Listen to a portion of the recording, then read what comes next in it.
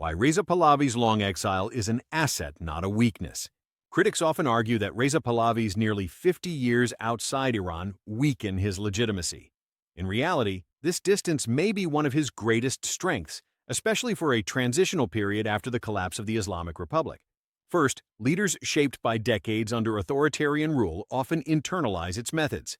Political survival in such systems requires repression, compromise, and fear-based control, which too often re-emerge after a revolution.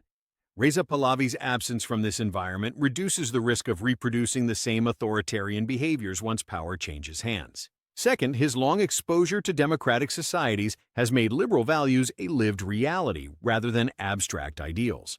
Having spent most of his adult life in the United States and Europe, he has experienced systems where power is limited, institutions matter, and peaceful transfer of authority is normal, an essential mindset for managing a fragile transition.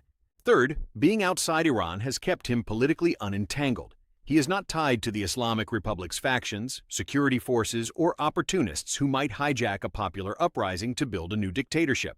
In moments of regime collapse, the greatest danger is often not chaos, but the rapid consolidation of power by the most ruthless actors. Finally, his goal is to facilitate a transition toward a secular democratic system chosen by Iranians themselves without causing chaos or compromising the territorial integrity of Iran.